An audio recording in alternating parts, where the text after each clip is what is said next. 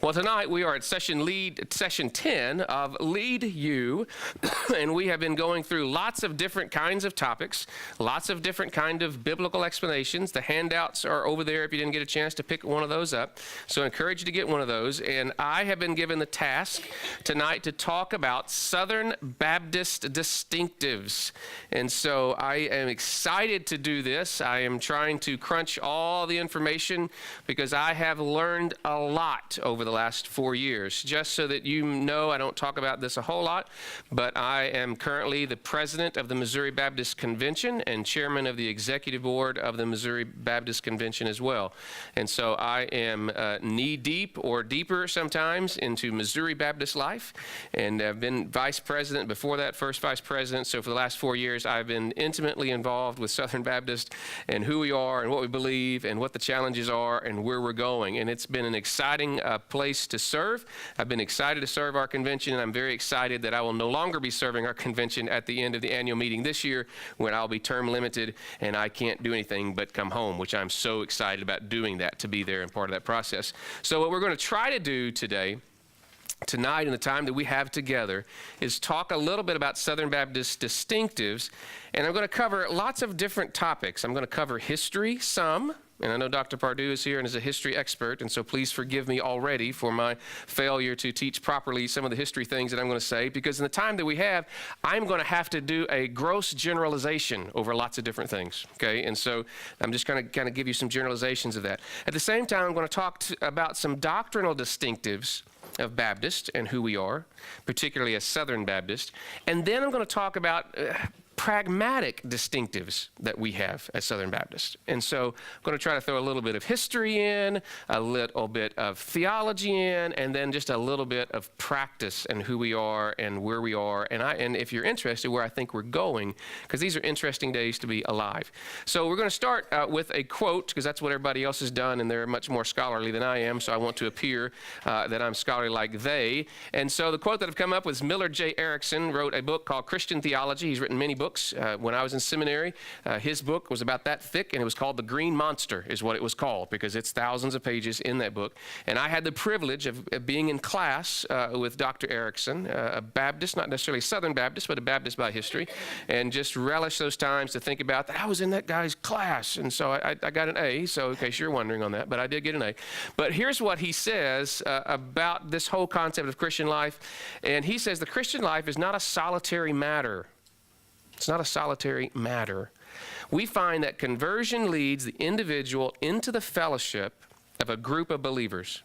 There are no Lone Ranger Christians, or at least there should not be any Lone Ranger Christians. And the concept and the idea that I can worship God on the lake, however, is true, is very limited and very poor of a definition. We are called to gather together. This collective, or that collective dimension of the Christian life, we call the church. And so we've already talked about, we've already talked about the church. And so what we're going to kind of do a little bit tonight is then to elevate and go just a little bit higher in the understanding of church and talk more about how do churches work together. Because we're called to be a part of the local individual church, so that when you're in a local community, you join a church, you become a part of a church, you're a member of the church. But that church is not all that there is to the kingdom of God and all that we're required to be a part of, because we're also part of this universal church, which runs the gamut both ethnically, both language, both nation, even crosses over into Texas from what I understand. And so it goes everywhere that we have this bond with believers in Central Asia, bonds with people in Arkansas, bonds with people all together. And so the question is there any interaction between those churches, and how best to do that? Now, there's some great reading material that's there in your booklet, and so I encourage you to read that so that you'll have that as a background. But what we're going to kind of talk about tonight is how did we get here? How did Southern Baptist get to be here? If you don't know, we are a Southern Baptist church. We cooperate with the Southern Baptist Convention. That is not our first and opening line to people, but it is excuse me, our heritage and our history and who we are. And so we want to talk about how did we get here, partially as Southern Baptist Convention. Now, when I grew up in church.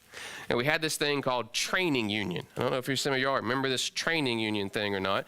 But Sunday morning was about preaching. Sunday school was about fellowship and the Bible. Sunday night service was about getting together and listening to the preacher preach one more time so that we can go to the Tasty Freeze that evening together. If you remember the Tasty Freeze, it was kind of like the place that you went afterwards. But in between all of that, we had youth choir. And then you had training union. And theoretically, training union was designed to teach you about what it is to be a Baptist and what do Baptists believe and how do we operate, how do we cooperate. But whether we did well or not, we typically don't have that so much anymore.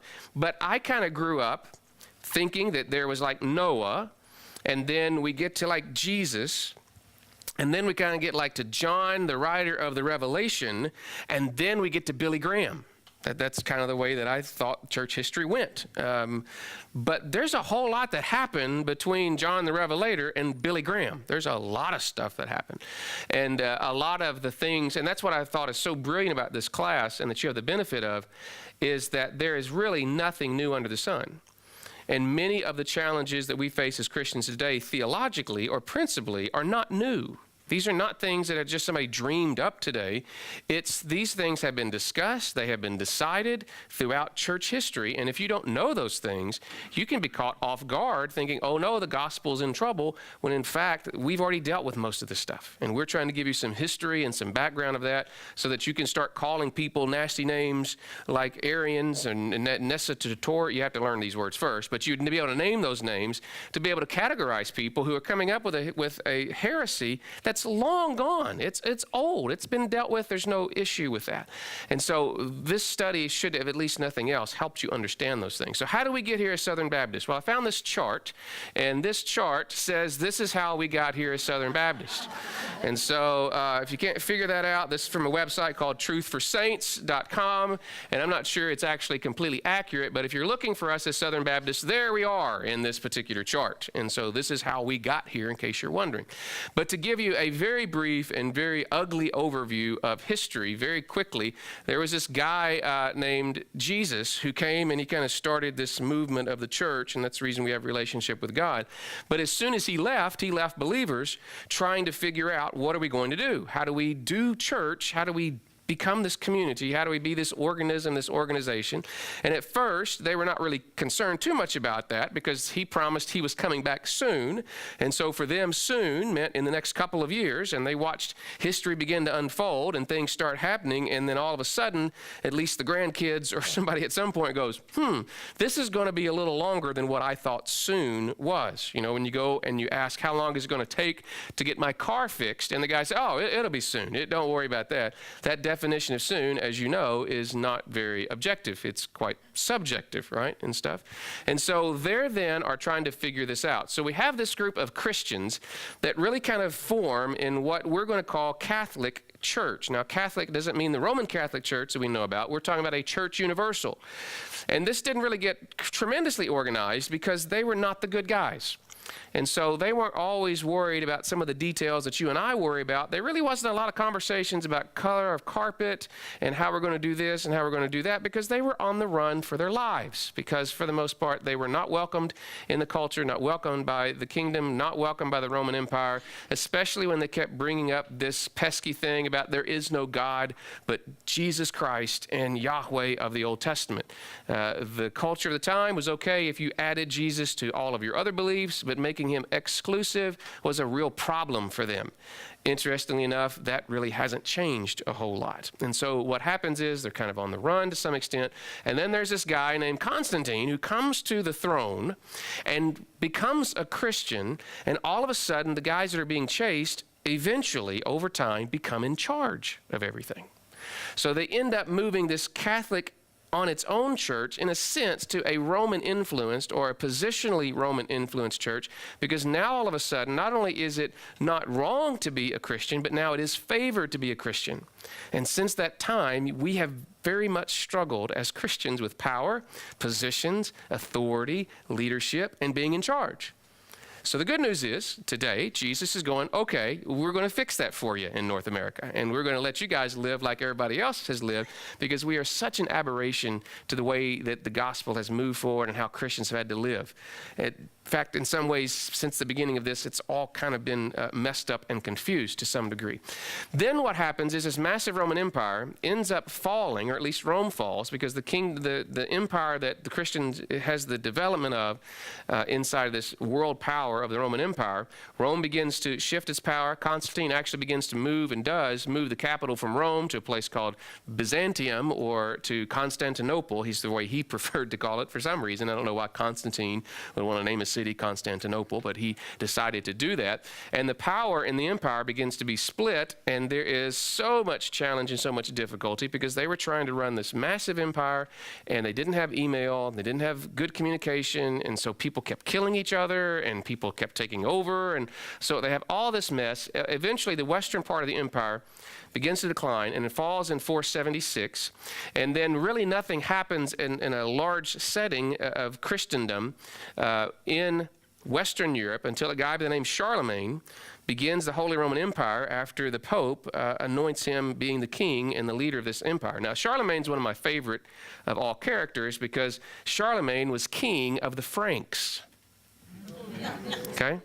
And so I pretty much am assured, in my mind at least, that I trace my heritage back to Charlemagne, and most of Western Europe is mine, is what I think it is. And so he kind of united all of that in 800, but I've not gotten much traction there on that. I'm still working on it. And so he kind of revives this, and all of a sudden the power of church and the power of Rome kind of come together.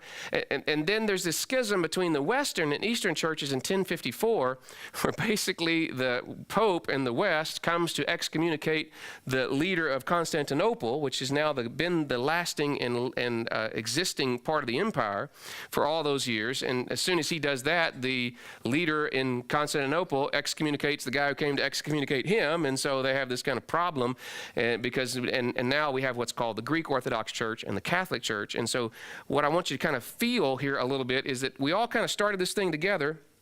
And then over time, because of economics, because of politics, because of issues of us not getting along, there becomes that division over and over and over and over again throughout the church. That's what that chart's trying to communicate to you in some degree. So we get to 1054, and then things begin to shift again because the power now is, the splits happen, and so East is West is against each other. And then in 1517, this guy named Martin Luther comes, and he challenges the authority of the Roman Church to tell people what to do and what not to do. And this is his 95 Theses that he kind of knocked on the wall and did all that and started this Protestant Reformation, which began this whole incredible movement that challenged the authority of the church. Up until that time, the church is really what kept everything together. I mean, if the Pope is appointing the emperor, there's some kind of interesting dynamics that happen with that because the church is never meant to carry the sword. So then the English get involved in this, and the Henry VIII says, well, wait a minute, I don't have to listen to you guys either, especially when it comes to his love life, if you know much of your Western European history. And so then there's this English Reformation just a few years later after that. Then this group of dissenters begin to dissent against what's even going on in the Reformation, and this thing begins to fragment more and more and separate with John Smythe in 1609. And then all of a sudden, America becomes another option for people. And again, please forgive me, Dr. Pardue, because I know I'm just butchering this. I understand that. But in 1638, this guy named Roger Williams, at least for a few minutes, ends up being Baptist and decides certain things as he's here. He doesn't stay Baptist long. And he's really the first that's given this idea of being a Baptist in America. And that happens in 1638. The War for the Revolution was in about 1770 something or so. And so this is about 140 years before that, where there are some things that are happening. In addition to that, and again, I'm just trying to do this very quickly and trying to chart this for you. In 1682, a congregation kind of develops in Kittery, Maine. And that really kind of becomes the First Baptist Church, but they don't stay there long. They end up moving to Charleston, South Carolina. And there's a huge debate in Southern Baptist life of where we came from. Are we particular Baptist or are we general Baptist? It seems like we oftentimes have these two streams that kind of go back and forth, and I don't really want to go too deep into that unless you're very interested in that Baptist history. It seems like a lot of our practice is particular Baptist, and much of our theology has been general Baptist, and so all these things kind of get moved around, but First Baptist Church in Charlton, South Carolina is kind of officially the first church. And then as churches get going, they decide they need to meet together. And so they have this thing called the Philadelphia Association beginning in 1707, where churches gather together, have meetings, make decisions of things.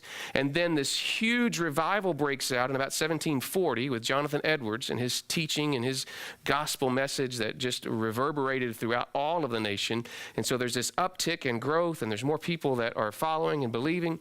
And then in 1755, a church in Sandy Creek becomes a predominant church where many people would suggest that we as Southern Baptists actually have our first rootedness from in that congregation. And then as the churches begin to grow, all the churches get back together and say, we need to do something to reach this new country for Christ. And so they began to form associations among all the churches, essentially, that had similar beliefs, congregation, all those things, to begin to do home mission work. And this guy named William Carey from England starts talking about the need to evangelize the world. And so then in about 1812, Judson Rice have this conversion, and they begin to go out and they begin to minister from America, being the first kind of North American missionaries or missionaries from North America to the world. That happens. And then this triennial convention happens in 1814, which is a meeting every 3 years of all the churches that get together. And then as they start meeting together, there begins to be this rift between North and South. Now, if you know much about American history, you know that just a few years from this time frame, some significant things happened in our country, right? We begin to divide as a nation. Well, that didn't happen overnight. It happened over years and years of just differences between North and South. And one of those differences, of course, was slavery. And so much so that in May the 8th, 1845, a group of Southern Baptists got together essentially over the issue of slavery. Now, I've got to tell a quick little story here. Essentially, what has happened, the disagreement was this. The disagreement was that there were churches in the South who kept sending missionary appointments, candidates for missionaries, to the mission boards. And the mission boards kept saying, no, we're not going to appoint your missionaries. To which the churches in the South go, now, wait a minute. Who sends missionaries? Is it the association of churches that get together, or is it the local churches? We think it's the local churches. And so we're going to send a slave owner, a man who owns slave, who otherwise meets all the categories, and we're going to send him up, and if you don't appoint him, then we're leaving. It's not exactly what they said, but that's kind of what happened because they rejected him, and so all the churches in the South met together and began the Southern Baptist Convention. So did Southern Baptists start over slavery? No. Ultimately, it is a church autonomy issue. Who has the right to do missions? If the church approves this person, then the board has no right to reject that. But that's really a thinly veiled reason and rationale, probably for many of them, not all of them, because it really, in some ways, boils down to slavery. But it's a local church issue about slavery, so it's a little more complicated than that. So for us as Southern Baptists, our great and glorious heritage can trace back to the first meeting of Southern Baptists over that issue. Makes you feel good about being a Southern Baptist, right? Because we felt like sending a slave owner is fine. He can be a slave owner and a missionary. To which the North said no. In which we said, well, you can't tell us what to do because the local church is primary over all things. And that is the issue that formed the Southern Baptist Convention. Now, from 1845, there's lots of other things that happen, but we're going to kind of skip what happened for a little bit to talk about the historic distinctives of Southern Baptist. Historic distinctives. Now, a distinctive is something that identifies you, right? There is a distinction between male and female, though there is much in common with male and female, right? There is a distinction if I'm to look in this room and say, okay, the person who's wearing a blue shirt answers the question, right? What's distinctive about that person? Well, they're wearing a blue shirt. It's not that they're wearing a shirt, right? Because you don't really usually in church say, the person who's not wearing a shirt, they don't really do that. So what I'm saying is that we're going to have some distinctives that other groups of people also have. Okay, but it's this whole list of distinctives that make us distinctive. Does that make sense? And so there's going to be some commonality, some things that kind of line up with each other. But these are typically the most cited historic distinctives. Now, these are not necessarily the distinctives of today because the first historic distinctive was what? Southern. That is not true of Southern Baptist Convention now, even though we have the name of that, and there was a move to change the name of Southern Baptist Convention, and now we have that got so far, there's a DBA organization, which has a different kind of name, Great Commission Baptist, because there are some Northerners who really don't want to hear about Jesus from a Southern Baptist church. They don't want to hear anything about anything from a Southern church and those kind of distinctives. But historically, that's who we were. We're South. We're the Southern culture. We're the Southern people. In fact, today, predominantly, we still are Southern. We really are, but not like we used to be. Also, another distinctive has been the authority of the Bible. And this would be true for most Protestants. And whether or not you believe Southern Baptists are Protestants or not, that's a whole other conversation to get into. But the issue of the authority of the Bible, because we as Baptists have been declared, or self-declared at least, we are people of the book. Right? And so the church doesn't have authority over us. The Bible has authority over us. And as long as the church is doing what the Bible says to do, then there is authority there. But we're not going to believe that the church has the ultimate say on things. We're going to believe that happens to be the Bible that has the final say on that. So the authority of the Bible is a piece of that. The autonomy of the local church. Southern Baptist, we do whatever we want to do. There's nobody that tells us what to do. If you come from a Methodist background, there is a bishop, and the bishop determines who's going to be the pastor, and they call. Anybody grew up in a Methodist church where that happened to you? Yeah, sometimes my dad grew up Methodist, and they'd get a preacher that they liked, and then all of a sudden the bishop would move them. And then the bishop moves somebody they didn't like for a time frame. And there's some benefit to that sometimes, because sometimes you do, that might be good to get rid of me at some point. And there was some kind of authority, say, okay, that's enough. But what we have decided is that this church makes the decisions for us. Nobody above us makes decisions. Southern Baptists don't make decisions for us. We decide as this body how to cooperate with the bigger denominations, both nationally, associationally, and in a state setting based on what we want to do rather than what they want us to do, which is kind of funny. We are filming this, so I got to be careful. But in my role and position, there's oftentimes pressure for me to get this church to do certain things because they've got an agenda that they want to accomplish. And I keep reminding them, you guys aren't the bosses of me. The local church tells you what to do, not the other way around. Sometimes we get a little confused about that in Baptist life. And so I'm not necessarily the most this doesn't surprise you, but I'm not always the most popular person in the room when I walk, even though I carry some kind of weight, not a surprise. But we as a church, you determine who the pastor is. No board decides what to do that. You decide what your budget is. Nobody tells you to do that. You decide how much money you're going to send. You own the property. There's nobody above you that tells you what to do. That is bizarre that it works, by the way. It's not supposed to work that way, but it works that way. In fact, it's the one thing that saved us theologically, because in our structures, you, the church, appoint and elect messengers to go to meetings to make decisions that you want made. And if you're interested in that, I love that structure, because we're one of the few denominations that, as it was leaning toward more moderate views on things, the people in the pews organized themselves, sent messengers, and voted conservative people to be in charge to make decisions, and brought the convention back to a conservative position. It's the most amazing thing that's ever happened. One of the most amazing things that's happened in church history, my opinion. But that's why you're sitting there, because you're listening to my opinion. So I'll just share my opinion with that. But we are fiercely local church autonomy as Southern Baptists. We're talking theology, we're not talking theology, yes, no, kind of, okay?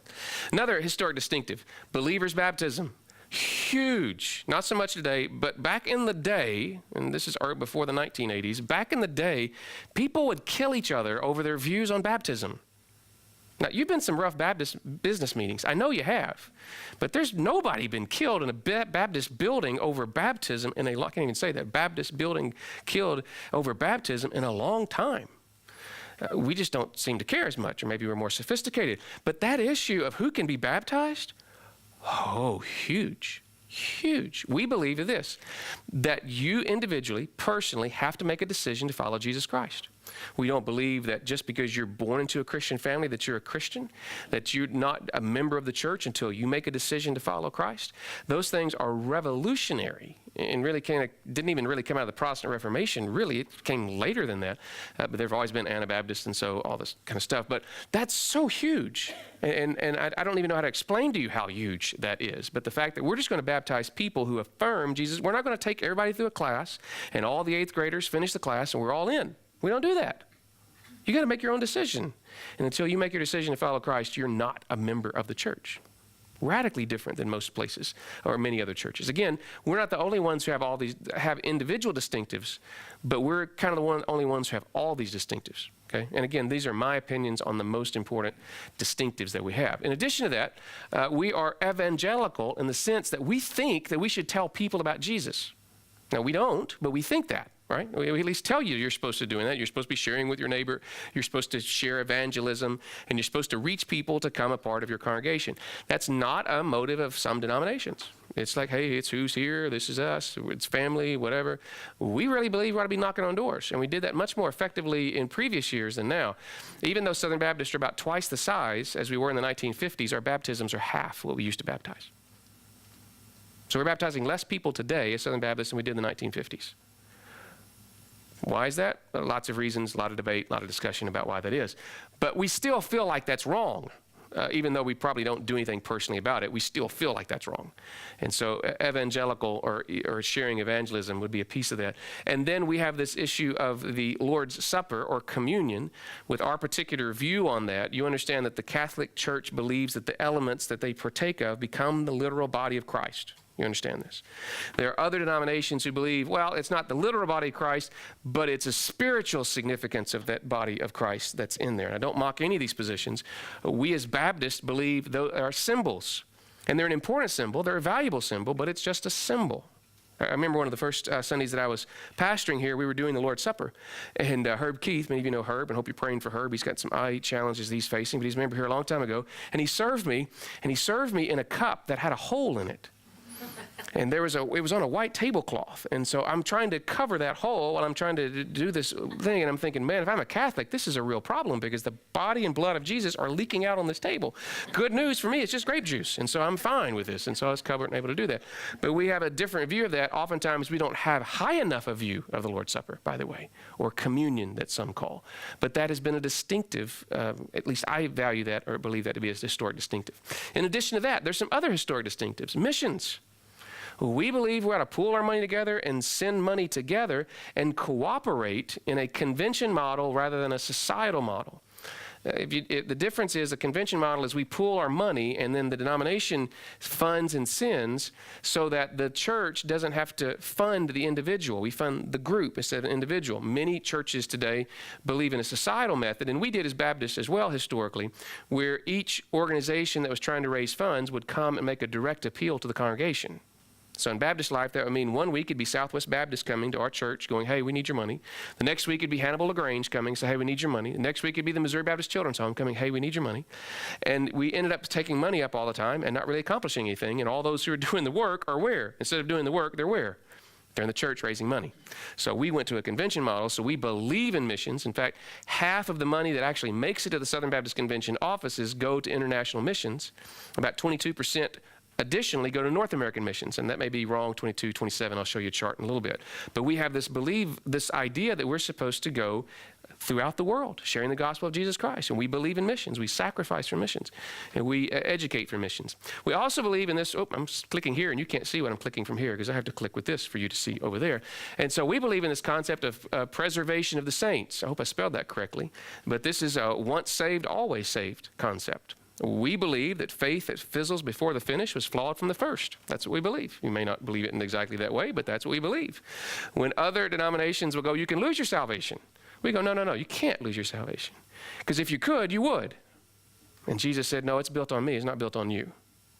You get in not because you made a decision for Christ, but because Christ made a decision for you. He decided to come and die for you. And that's what gets you into heaven, not your profession or your emotional experience. It's what he did for us. So preservation of saints, hugely critical historically. Priesthood of believers. We believe that you don't necessarily have to have a priest to interpret the scriptures for you. That you can go to the scriptures and read it. And I do want to make a criticism here. Sometimes you see this as priesthood of the believer. This is the major push in the 60s, that you individually are a priest. That's kind of true, but it was always originally written as priesthood of believers. Why is that important? Well, I may be wrong. But if I sit down with other believers and go, well, is this what the scripture says to you? And they can affirm or not affirm that, it's greater in your safety for that way. But you don't have to have a priest to confess your sin. You don't have to have a priest to absolve you of your sin. We get to go directly, according to Hebrews and other passages, we get to go directly to Jesus, who is our advocate. Because I would not be a very good advocate, because I've got to advocate for myself then before I can advocate for you, and I'll never get around to you because there's so much that I've got to advocate for. So Jesus, we believe, came and allows us to go directly as a priesthood of believers. Also, regenerate church membership. We talked about this a little bit with believers' baptism, but we think that you've got to be regenerated. You've got to be saved in order to be a member of that. Maybe that's the same thing as baptism for membership. Maybe that is, or maybe it's not. We also believe in religious freedom or separation of church and state. Now, Baptists were among the very first who advocated this position. Not the separation of church and God, state and God, but church and God. Especially this was very valuable and very beneficial in the early times when many states were taking up taxes to fund local churches. That's what they did in England. That's what they were trying to do in America. And Baptists go, no. The state can't tell us anything to do. We don't listen to the state. We're totally separate. That doesn't mean that God should not be a part of this piece, but that the Baptist church should be separated from the state. We shouldn't have Baptists telling the church how to operate. And so this is a big deal and issue, and this has been blown out of complete proportion, doesn't understand it, but we still believe in religious freedom. In fact, today we're kind of frustrated a little bit that our perceived and supposed religious liberty is being abridged by certain other individuals, and we can talk about that another time. But those are the things that are there. Now, how do we get to all these things? And how are these things defined, and where are they defined? Well, Baptists are people who say we have no creed but the Bible. So when we look at all these creeds, historically, we've talked about that our esteemed professors have talked about, Nicaea and these things. As Baptists, we've typically said we don't have a creed, we have a confession is what we have, right? And we try to make the distinction that a confession is descriptive rather than prescriptive. Descriptive means this is who we are. Prescriptive means this is who you have to be. Prescription, the doctor gives you a prescription, and you can get any drug that you want to with that prescription? No, you can only get the drug that he prescribed. We typically have said we're a confessional people, we have no creed but the Bible, and we're going to be a people that identify what describes us. And we have come up with a document that is called the Baptist Faith and Message as the first document. Now, I told you that Southern Baptists first officially began in 1845 in Augusta, Georgia. Do you know the first time that Southern Baptists came up with a doctrinal statement? Some of you are probably wise and know this, but do you know what year it was before we first came up with our first doctrinal statement? It was 1925. So for the first 80 years, if my math is correct or close, Southern Baptists had no confessional statement of who we were and how we described ourselves. But issues arose, and so in 1925, we came up with a document. And then in 1963, we revised that document, not because we necessarily changed position, but the culture in which we were speaking to, things that used to be an issue were not an issue, and things that were not an issue then became an issue. I don't know if you know this or not, but Title IX in America in the 1970s talked about gender, and they meant boy or girl. That's what they meant. Today, that is reinterpreted to mean something more than boy and girl. It means a choice of what you want to choose. And so as man becomes more sophisticated in his sin, as you get more sophisticated in your sin, as I get more sophisticated in my sin, there time to time have to go back and explain what we meant. Because we didn't have to explain that because everybody used to know. You know what I'm talking about? Does that make sense to you? Everybody used to know this, but now it's a question, so we got to go back and define it. So that was redefined in 1963, and then the most recent addition is the Baptist Faith and Message 2000. And so that is our doctrinal statement that we hold to, that our institutions, our seminaries, and as far as I understand still, our mission agencies, that those people do not have to affirm that doctrinal statement, but if you choose not to affirm that, then we'll choose not to employ you, kind of a deal. So you still have the freedom to say no to that, but you may not get the opportunity to work for that organization. Now, if there are some minor differences, those can be noted, but if you have some radical differences, then you're just not going to. Free country, you can believe whatever you want to, but we as a denomination believe these are our doctrinal standards, and so you must hold to these doctrinal standards. In this church, we ask you to, when you join our church, and this has happened over the last 10 years since my coming, we ask you to affirm the Baptist Faith and Message 2000. Because we want you to believe what we believe. If you don't believe what we believe, why would you want to be identified with us? Right? I mean, if we're all a bunch of Cubs fans here, which we're not, and we have one Cardinal fan, and we tell them this is the Chicago Cub fan club, we want you to know that, what St. Louis Cardinal in his right mind, now the one who wants to agitate people and be a problem, and there are a few of those out there, regardless of who it is, who's going to want to identify with the Chicago Cubs fan club if they're a St. Louis Cardinal? Right? And so that's kind of the way we've policed ourselves. That is not always enough, by the way, in our denomination, because the Baptist Faith and Message is not the narrowest or most stringent of theological documents that are out there. There's some pretty good room in there to have certain beliefs and not have certain beliefs, have different positions on certain items. But if you can't get within this fence, why in the world do you want to be in that pasture? And so that's kind of our issue. So what you have is a copy of the Baptist Faith and Message 2000 to review and to look at. Now, I've talked about historic distinctives, and I know I'm going fast because I want to give you something to ask the question of so that I can sound smart when I answer your question that I've asked because I didn't cover it well enough earlier. But there are other things that I think today that are just as important as distinctives as those historic distinctives, or at least bear some kind of conversation and discussion. What are those? Well, one of those is that in the Baptist Faith and Message 2000, the position was identified and articulated that we believe that the role of senior pastor is for males only. Before the Baptist Faith and Message 2000, this was not discussed because everybody, what? Knew. Right? Whether you believe in that or not believe that, I'm just telling you, everybody knew that in Baptist life. But over time, there was the position that women should be able to have the role as a male. And by the way, if we're talking about from 1963 to 2000, you'll know there's some social movements that happened in that time frame that raised this as a question. And so for us, we are still one of the few denominations that hold to a male position of male ordination for the senior pastor position. This doesn't mean that Beth Moore can't do what Beth Moore does. I'm not saying any of those things against Beth Moore, just saying that role of senior leader, we believe, is for the male. In addition to that, the other one that I think has been a big issue that is a current distinctive of Southern Baptist are this issue of marriage. What is marriage? Who can marry? Well, in the year 2000, in the family statement, and I'm not sure I'll have to look at my notes again, but in your Baptist Faith and Message 2000, we clearly identify what marriage is. It's a male and a female for all of life. That's what marriage is. That was not necessarily in the Baptist Faith and Message 1963. Why? It wasn't an issue. Nobody was asking this question. This is an irrelevant question. We didn't even think of this. We hadn't gotten this far. And so in 2000, this was moderately or slightly controversial. But it is nothing like it would be today if this was a meeting going on to decide this. We have watched many denominations over the last 5 years change their minds on what the Bible says about this issue. And not just individual churches, not just individual pastors, but entire denominations. I think why? Because all the pastor theologians are the ones making the decisions, the pseudo-pastor theologians, and then they will tell their people what is right or wrong. We as Baptists don't play that game. It's you that tell us what to do. It's you that make the decisions at those meetings, not just a bunch of paid professionals who are trying to impress each other.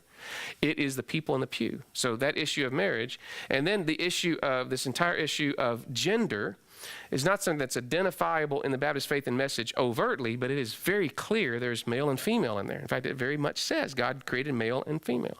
Now, why do I say this? Well, I say this because we're in the middle of something that is very, very interesting in Southern Baptist life in my history. There's lots of things that are interesting. I can talk a lot about this because I'm involved in it. But one of the things that we are finding today, like we have never found before, is that we are finding churches that are wanting to become a part of the Southern Baptist Convention. Not that we're planting churches that are Southern Baptist, but we have entire congregations who feel abandoned by their denomination or have no denominational affiliation who want to come together. I'm not talking about just churches of 50 people. I'm talking about churches of multiple thousands of people who vote to become Southern Baptist.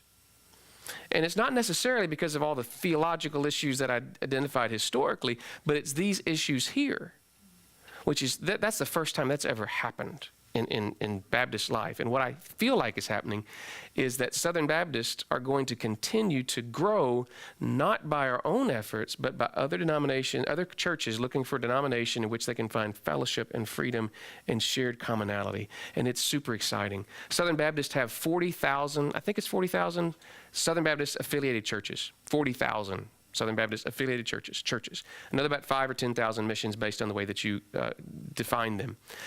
By the way, we're in the top 400 or 500 in size of those 40,000 churches. Just to let you know how we are. We're just, you thought we were strange? We are strange. We really are strange. You thought I was strange? I am strange.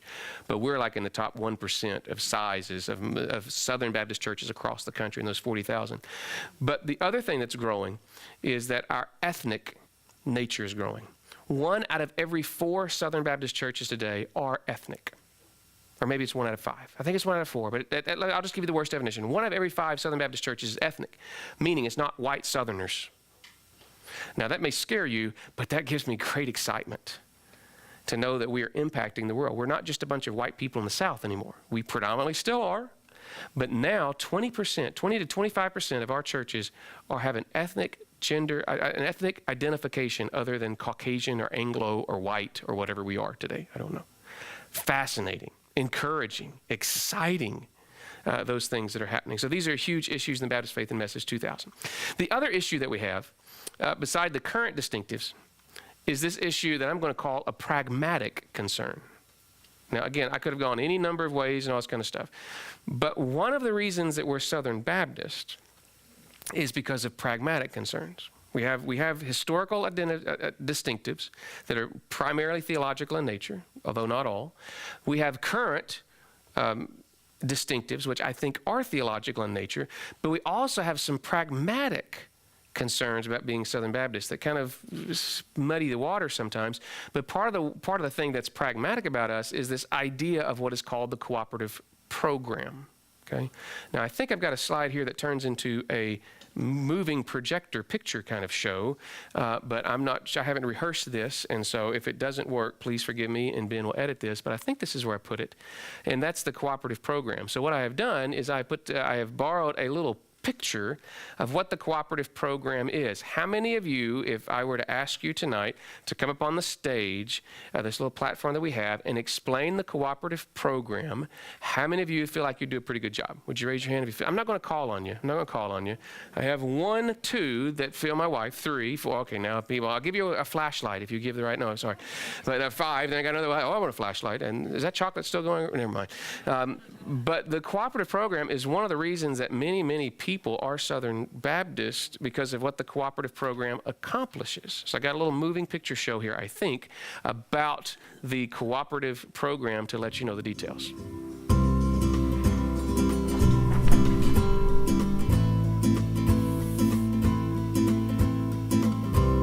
There are more than 6 billion people in the world today. Although it's nearly impossible to calculate, we can estimate that fewer than 20% know Jesus as their Savior. As someone who knows Jesus, the staggering reality of the world's lostness reminds you of the importance of the Great Commission. But what can you, one person, do? Or what can your church, a single congregation, accomplish? The truth is, you can make a big difference through the cooperative program. CP is how Southern Baptists do missions, pooling the tithes and offerings from even the most humble incomes and the smallest churches to reach around the world for Christ. Through the cooperative program, disaster relief teams helped one couple in Colorado salvage and organize their remaining belongings after their home was destroyed by wildfires. CP Giving has also helped Africans share Bible stories in places where they've never been heard before, even at the risk of losing everything around them they've ever achieved. CP has helped provide missionary training to a former gang member in St. Louis whose life was changed because of the gospel being told by a church that CP dollars helped to plant. Cooperative Giving has also helped a young pastor in southwest Missouri feed children who sometimes go days without eating. In addition, CP has provided for the fatherless and the elderly.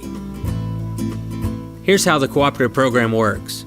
It starts with you giving yourself first to the Lord and then giving back to Him through your tithes and offerings. Your church sends a portion of those tithes and offerings to the Missouri Baptist Convention, which sends nearly 40% of its annual budget to the Southern Baptist Convention. The rest goes into children's homes, higher education, training and events, as well as many other missions and ministries here in the state of Missouri. Finally, the SBC supports missions and ministries in North America and around the world. From seminaries to religious liberty, to disaster and hunger relief, to keeping more than 10,000 missionaries on the field. Because you give, because your local church gives, and because we cooperate as Southern Baptists, together we are fulfilling the Great Commission. The Cooperative Program. It begins with you and reaches into eternity. But the cooperative program is the way that we do the convention model, which means we contribute a certain amount of our budget to go to the state of Missouri, and we'll go ahead and go to that next slide because they're just now taking the credits. Can I do that with my, I can override that. That's so nice. Would that work with my wife? I could override what she, no, it probably wouldn't work on that. Sorry. I don't need to override her. I know. See, I wouldn't say that if she wasn't here because that wouldn't be fair. So this is kind of the way the cooperative program works. And so what we've decided is the best way to do missions is not have our missionaries come back home all the time and ask for money to go back to the mission. We figured out a way that if we can just give the money together, then we can administrate and organize that so they can stay on the field doing their ministry. And in fact, that also pays for like their housing. It pays for car over there. It pays for insurance. It pays for retirement. It pays for these things that we would never be able to do as a local congregation. But when we pool our money and pool our resources, then we're able to do so much more than if we didn't do that. So what we do in our church is we actually give away 15% of the giving that comes in here goes to do mission work. Now, of that 15%, 13% of that is involved in Southern Baptist work. And of that 13%, 5% goes directly to the cooperative program. And then we give an additional percentage to the North American Mission Board and the International Mission Board directly. Then we give some to the association, and then we also partner with church planting in St. Louis, church planting in some other places as well, so that we give that portion. And when that money goes, it goes to the state convention, and the state convention keeps about 60% of that to do ministry in the state of Missouri. The numbers are about $14 million Southern Baptist churches in Missouri contribute to the cooperative program. So about $14 million or so is given by Southern Baptist churches in Missouri, with about 60% roughly of that stays in the state of Missouri, and then 40% goes on to the Southern Baptist Convention. Inside the state of Missouri, we help fund the Missouri Baptist Children's Home, Southwest Baptist University, Hannibal LaGrange, and then we have other ministries that happen that are run from the executive board in Jefferson City that do ministries, to do camps, to do pastoral encouragement, to do mission training, all those other kind of things that happen within our state. That goes on every single year because you give that you probably don't know you're doing anything about, but you're actually contributing and being a part of this greater, larger work that's happening in Southern Baptist life. Now, when the money that is at 40%, and there's a big discussion about how much money should go. In fact, the president of the Missouri Baptist Convention called a meeting of very important people last week to meet in Kansas City to talk about the allocations budget. That was me. And so I called and people came and we talked about this, and we got multiple more meetings to talk about how much percentage could go. But when that money goes to the Southern Baptist Convention, 73.2% of that, which was last year $186 million that Southern Baptist contributed, $186 million, that 73% of that went to world missions, with 50.41% going to the International Mission Board. The red part here is the world missions. And then 22.79% going to the North American Mission Board. And that's paying for personnel and ministry and projects. The blue part of that heart represents 22.16%, which represents the seminaries. Southern Baptist, you fund 6 Southern Baptist seminaries across the nation, where the tuition is roughly a half price of any other theological education, and sometimes a third of the price of any other theological education because of the cooperative program. There's another 0.24% for library and archives. Then the Southern Baptist Convention is operated off 3% of that. That's the administrative cost of running all these things, 3%. Not bad in nonprofits, actually. And then the religious liberty, Christian ethics and religious liberty ministry represents 1.65% of that particular pool and that particular pot. Now, why do I say that Southern Baptist, one of our distinctives that keeps us together is pragmatism and pragmatic concerns, and it's because of this. Because there are so many churches, so many people, me included, that are committed to the mission, that believe the cooperative program is the best way to communicate and to advance the gospel. So part of what keeps us together as Southern Baptists is not our worship style. It is not what we think about certain theological positions, like eschatological positions or the end times. It is not because we're south or north. It's because we're united in this great mission together. And oftentimes, that's what keeps us together more than anything else. It used to be, and then we'll take our break. It used to be that a Southern Baptist church, when you said that term, you knew what a Southern Baptist church was. You knew. And if you were in Pittsburgh, Pennsylvania, or you were in Branson, Missouri, or if you're in Texas, you knew exactly what it was. You knew the liturgy. You knew they were going to do 3 songs. We're going to sing the first, second, and last of the third song for some reason. The choir's going to get up at a certain time. They're going to come walk down. The pastor's going to wear a 3-piece suit. He's going to be probably a little rounder than he is taller. And then we've got all these things. We're going to sing the same songs, and it doesn't miss. That is not the true anymore of Southern Baptist Convention. In fact, when the Southern Baptists began to move to other states, there were some comedy agreements that we got into trouble with. Not comedy in the sense of telling a joke, but agreements that that's your part of the country, this is our part of the country. We're not going to do mission work in your part of the country. You don't do mission work in our part of the country. We had these agreements that were kind of funny. And as we moved north and broke those agreements, in a sense, or they phased out or whatever, one of the great strategies in these northern cities to reach people was to go to the local supermarket store and to write down license plates that came from the South. And so you would look around and go, oh, there's a Kentucky plate. Okay, let's meet them because we know that they're going to understand Southern Baptist Church. And so we're going to talk to them about Southern Baptist because they're Southern. They just happen to be misplaced, right? You get moved across the country kind of deal. That was our strategy, which kind of was effective, but kind of set us back among the locals. Because these people were already strange from the south to the north, and now they're even more strange because they go to this strange kind of church. And so for us, we have a huge challenge as the world as we move forward, as a denomination, as an individual church, and as people. But I'm more proud now in Southern Baptist life because there was a season in Southern Baptist life where our seminaries began to be more moderate and liberal.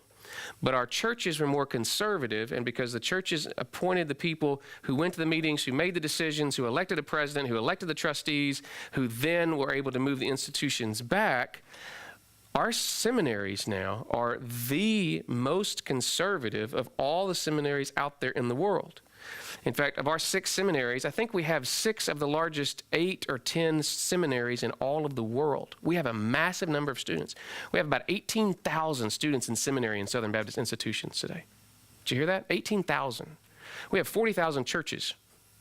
We had 4,000 missionaries, but because of funding shortfalls, we have 3,000 international more missionaries.